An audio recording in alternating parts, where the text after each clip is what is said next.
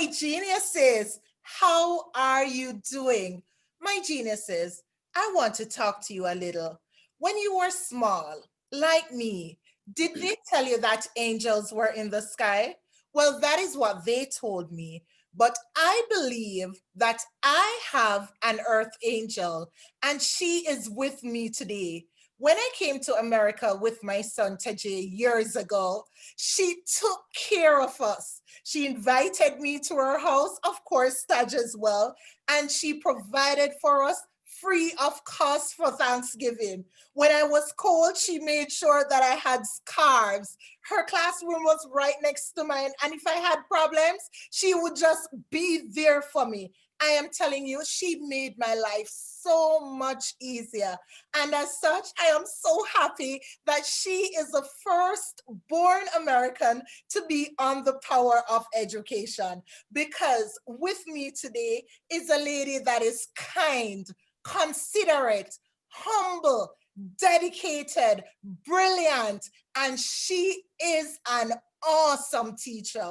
My geniuses, I want you to help me to welcome my friend, Chrystal Guzman. Hi, Chrystal. You didn't have to say all that, but I'll take it. So excited to have you on. Thank you for coming on Reading Unlimited with KDN. And we are looking at the power of education. And I know how strongly you believe in education. So I'm like, what better person to get on than you? And here you are. So let us jump right into it. Now, Chrystal, I know you are residing in Alaska, and most of my geniuses are from Jamaica. So they've never been there, they've heard little about it. Please tell them, what is it like in terms of animals? Because I know I saw this big animal close to you. Animals, temperature, the earthquake, and the people. Talk to us. Oh, well, Alaska is definitely different. Of course, sometimes people say, you're in another country or something. No, Alaska is in the United States, but we do feel like an outcast because we are far away. And the only way, pretty much, well, you can drive to Alaska, but it takes like a while to get to Alaska. The reason why I guess they say that we're so far away is because every time we have to travel, it's a very, very long distance. For example, just for me to get to Atlanta to Georgia, if I go straight, it's a 7-hour flight. And that's pretty much a very long time. But most of the time there's a layover, and sometimes our flights end up being 10 to 12 hours just because of the layovers. The Alaska, the weather is very different. I guess, let's see, this is my third year here in Alaska. The first year, it was everyone was telling us how different it was because the second summer that we were here, we actually received like 80 to 90-degree temperatures in the summertime. And usually it doesn't get that hot in Alaska. And then it didn't snow as much the first winter, but the past 2 winters, it's definitely snowed a lot. And me being from the South, I'm not used to the snow. So I had to get used to driving in the snow. And it's super cold. So in school, we do not cancel school unless it's super icy. If it's super icy, buses can't get up hills. And where I live is like in a mountain, and buses definitely have to travel uphill. So if it's very icy, they will cancel. But students get to go outside and play. When it's snowing, they play outside. Even when it's cold, if it's negative 10 degrees, we go outside and play. So if it's anything colder than negative 10, then we can't go out because it's super cold. And just imagine students here to go outside and play in the wintertime, they have to have on full snow gear, full, they call them bibs. It's like a jumpsuit, snow pants, snow gear, gloves, and all of that. So parents have to have those supplies before once we enter into the beginning of the school year. Animals, there's lots of animals here. Animals are everywhere. You I have saw a moose. I saw a yes, moose on the playground. yes, you definitely have moose. Especially where I live. It's further out, so it's not like really in the city. But the moose are in the city as well. But the moose are traveling around with their babies, and the moose are very big. I did not realize how big a moose was, but they are very big. They don't really bother you unless you bother them. We have Sphinx cats. They're like some wild cats. So I haven't seen one of those up close, but they do, when it's like open fields, they do move around there. Of course, we have big, huge, like crow looking birds. They're crows, but they're big. We have bear. The bears are, most of them are gone for the winter, but not all of them. So some of them do come out during this time. But in the summertime, you definitely have to be cautious because there are lots of bears. And one of the big things that people do here is go hiking. And hiking, a lot of times you have to be careful of the bears. I've been on 2 hikes here. The first one was a rough one because I was with my husband and a bunch of guys. And so I almost didn't make it. But the second one, it was pretty fun, even though I fell and sprained my ankle, but that's okay. I had fun. So there's a lot of outdoor activities that you get to do here in Alaska: sledding, skiing, snow tubing, any of those things. And we're trying to get to do some of those things before we leave. People are the same. There's all kind of people. There's Black, there's white, there's Native Americans, there's Spanish, all kind of different people. It's just about who you get out and get to know. Have you met any Jamaicans there? Because I heard that Jamaicans are everywhere. So I haven't met a Jamaican, but there is a restaurant that's open because we have a lot of food trucks here. Yes. And they have like food truck, what do you call them? Not parades, but like where the food trucks set up all the time, and then we'll go out. You get to go out to different ones, and so there's one that's called the Jerk Spot. So they have Caribbean food, but she's from not Ghana, but Guyana. It's a different one. Yes, so yeah, Guyana. But her their jerk chicken is not like yours. Okay. You guys had to, and the curry chicken, that's what it was. Your curry chicken was better. So okay. But Christian likes going over there. He gets the jerk chicken. So. Okay, all right. Gosh, my geniuses, I know you are already glued, right? It's like you are living vicariously through Chrystal right now. I know, I brought her on for you. Now, Chrystal, talk to me. What is your earliest recollection of school? Oh gosh. My earliest recollection of school is probably kindergarten. Yes. Probably, well, I can go back to daycare or pre-K, but I just remember probably being bad and getting in trouble in daycare, pre-K. Not much trouble, but just little kid trouble. But I can recall in kindergarten just learning a lot. And I think one of the reasons why is because I had a very inspirational kindergarten teacher. And it's funny that I say that because she and my mom are now best friends, because my mom is also a teacher. Well, she's a retired teacher. And so my mom ended up teaching at the same school that I went to kindergarten, and my kindergarten teacher and my mom became best friends. But my kindergarten teacher taught me a lot. She taught me a lot about respect and behavior. I think that's the first and the last time that I ever received a paddle, and that was in kindergarten. And that's the only time I remember getting in trouble. But ever since then, I've always wanted to be a teacher. After that, I volunteered with teaching. We were in high school, we were able to go, and one of our electives was to work with going to the elementary school and work with kids. And also during the summer times, I would work at the daycare as well. So always knew that I wanted to be a teacher, and I went to school to be a teacher. Okay. Is there anyone that inspires you?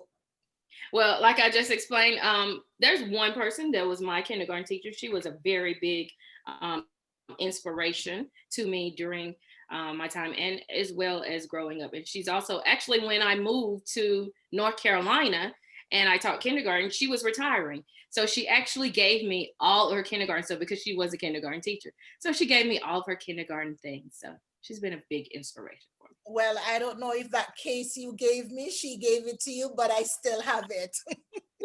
Now, where are you originally from, and which elementary school did you attend? I am originally from the great state of Alabama. Some people might say it's the great state, but it's from Alabama. And I went to, it's called Clanton Elementary. Okay, all right. What were your teachers like? Were they anything like you in elementary school? Oh, I can't say they were anything like me. Yeah. Most of my teachers were older, and now in education, there are lots more of younger teachers. Since, being around, especially from going from state to state, I've noticed that there are more younger teachers. But as I was growing up, most of my teachers were older ladies, and they were not as fun and energetic, not to be mean, but there's a different time and different type of teaching style that's going on. I didn't have, well, I take that back. I only had one African American teacher starting in kindergarten, which is my kindergarten teacher. Yes. And then after that, I did not have another African American teacher until I was probably in like maybe 6th grade. And the only reason why I say that is because I am African American, of course, and that makes a big difference when you're going through schools, and especially when you're at a school there's majority of one race and you're a minority. It makes it's a big deal when you see someone that looks like you. So that does make a difference. Now, Chrystal, talk to me. I know that your mom can cook. Yes, hi, mommy, I miss your cake. Yes, I know that she can cook and she can bake a whole lot. But what kind of mother was she when you were growing up? Was she strict or very kind and not strict? My mother was strict. And like I said, so with her being a teacher, at first she taught like high school. So most of those people were always over. So we were always with my mom all the time, but she was very strict. We couldn't do everything. We couldn't go out and hang out like all the other people did. And I pretty much just kept my mother and dad busy because I was in all kind of activities. I was in pageants, I was in sports. I was always in cheerleading. I was always in something. So since I couldn't go out and do everything, I found a way to be able to do something. But yeah, they were strict. We had to have grades, acceptable grades. Couldn't have guy friends until we were of certain ages. Curfews and all those different things. And how sometimes you want to go hang out with your friends. You can go hang out, but my mom's got to be like, okay, I got to call such and such. I need to find out who's there, who's their mama, who's their daddy. But my mom was definitely very strict, and I appreciate it. At that time, I didn't, because I was young and I wanted to do what everybody else was doing. But I appreciate that. Well, look at you now. It worked, right? No, when I met you at that school that I went to, all the problem kids were passed on to you and you would transform them. How do you do it?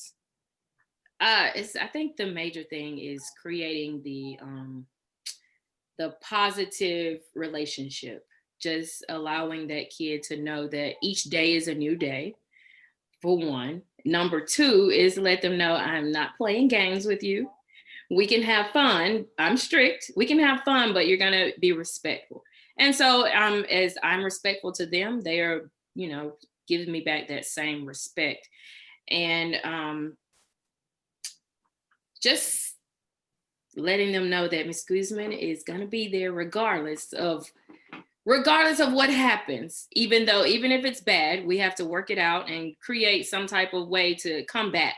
And that's why I say every day is a new day, because if I messed up yesterday, I can come back today, apologize, regroup, and think about a better way to do it. So just creating that positive relationship. Okay. All right. Beautiful. You are one of the best teachers I know. I appreciate that. You're a good teacher too, so. Thank you. But you are one of the best teachers I know, myself included, and I have learned a lot from you. Give me 3 words that you would use to describe yourself. Creative, caring, and sassy. I might as well say it. It is true, my genius, but it all comes together to create a great person, I am telling you. Now, talk to me. Which high school did you attend, and what were you like in high school? So I attended Chilton County High School. I guess Say it the right way. I was a great student. I was an AB student. I followed directions. I had fun. One of my big things is I was a cheerleader. So I know by being a cheerleader, I was able to um, receive lots of things that others probably did not get to receive. And so that kind of made my high school career a little bit, and I call it a career. Yeah. My high school, maybe not career, my high school experience. Okay. Yeah. But my high school experience was pretty cool. So I did enjoy high school because I think of being in high school, a lot of people don't think about it. Like my husband and I, we were talking about the things that he didn't do in high school. And so you should take advantage of doing all those different things, like being in clubs, being in sports, being a part of the activities, being officers, doing all those different things because they make a big difference. And they teach you how to be a leader, and they teach you things about yourself as well. So I guess that's why I say my high school experience was pretty good, because I did do a lot of things and was able to experience different things. All right, sounds good. Now, I have seen a lot of pictures of you in cheerleading uniform. You were a cheerleader in college, right? And which college did you attend? Well, I was a cheerleader. I started at 8 years old. Wow. And I cheered in 8 years old is like elementary. On the POE league team, I cheered in middle school. I cheered in high school. And then I cheered in college as well. And so my cheering experience is actually very different. And it's very fun because I grew up cheering with majority Caucasian people. And then when I went to college, I cheered with all Black people. And so it was very, very different cheering style, even though we all did, the same type of cheering, but a little bit of a little bit of spunk in college, where you have our bands and we do all the cheer stuff, but we still get to throw a little dance stuff in there. I like to dance. Yes, I do know that. You can go ahead and dance. My geniuses would enjoy it. All right, my geniuses. Now, what's the name of that college, and what did you matriculate with? The name of my college is Alabama A&M University. And let me say the whole thing. So it's Alabama Agriculture and Mechanical University, and we say A&M.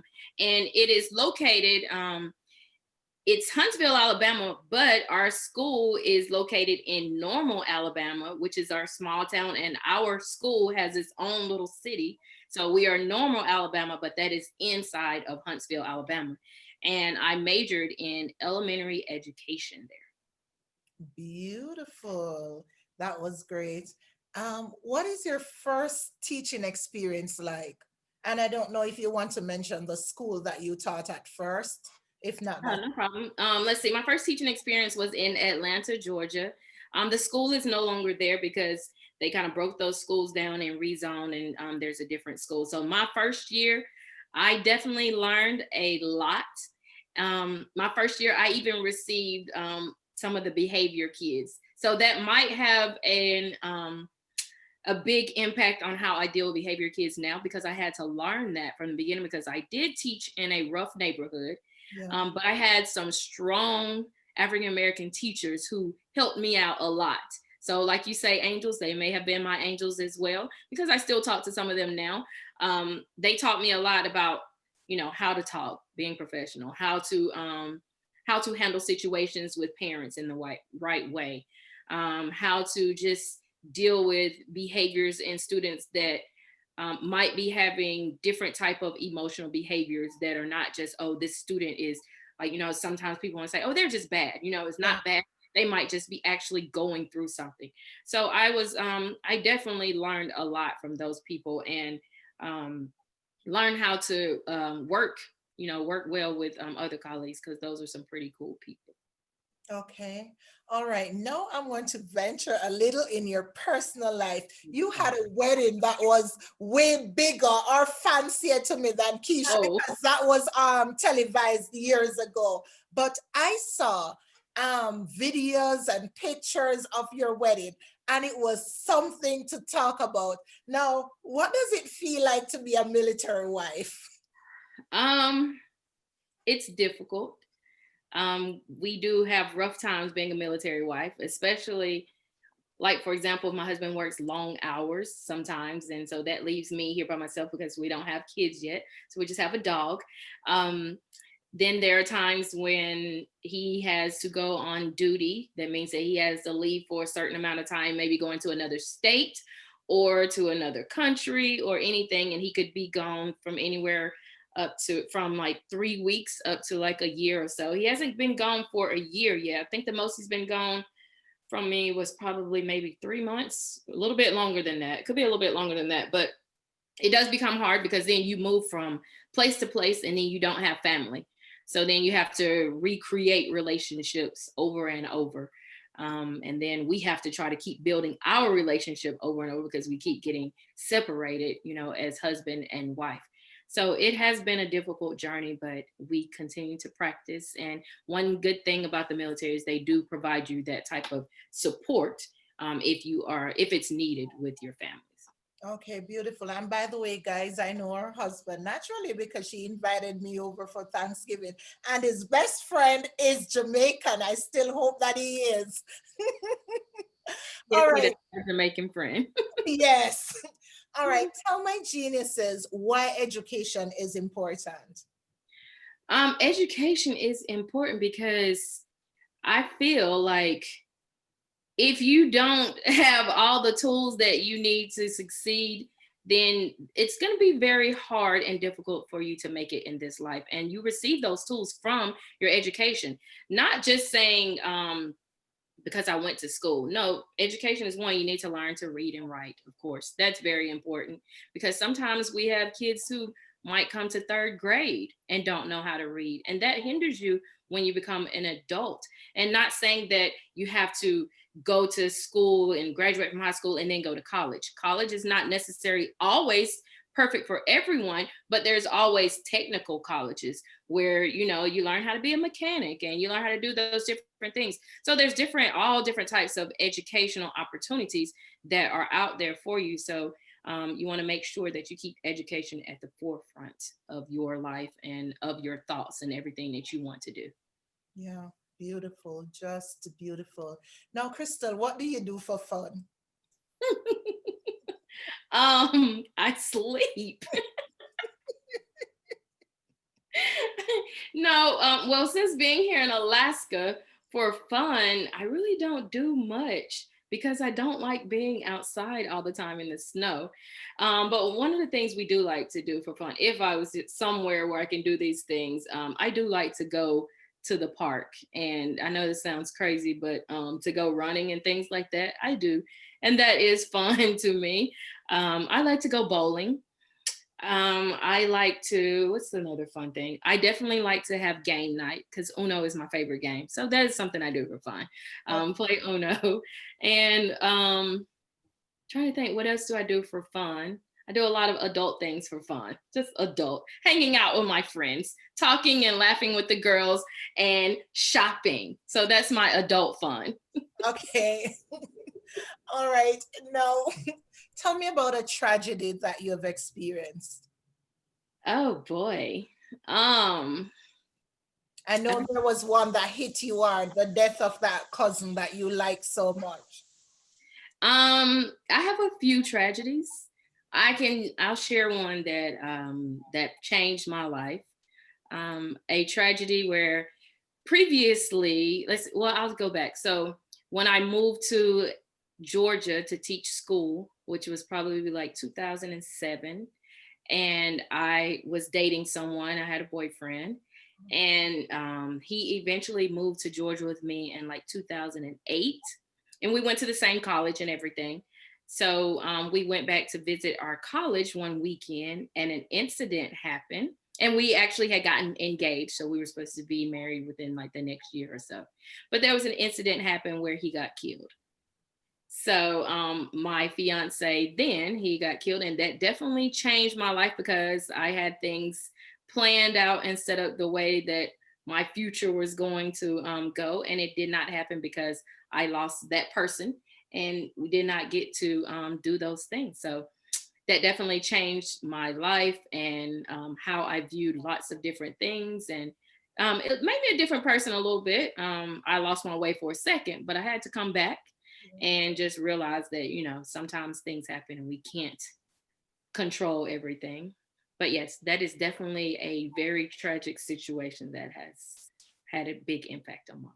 That is so sad. You see how strong she is, guys? Oh no. Oof. All right. Oh, that took me away. I don't know how I would have reacted even now. All right, let's move it along. What is the greatest joy that you've experienced? Oh, let's see. My greatest joy probably was my wedding day. Yeah. And it was a day because I had pretty much all of my family was there, missing a few, but majority of my family was there. And just getting to that point where because I planned my own wedding, and just actually getting to that day and seeing everybody, both sides of the families and friends, just interact and enjoy the moment, and just watching everything that I had planned unfold to come out the way that I wanted it to. Um, it was a joyous day. It was a joyous time. Okay. Oh, what is next for Chrystal? I don't know. Next for Chrystal is, so we'll probably be leaving Alaska within the next year.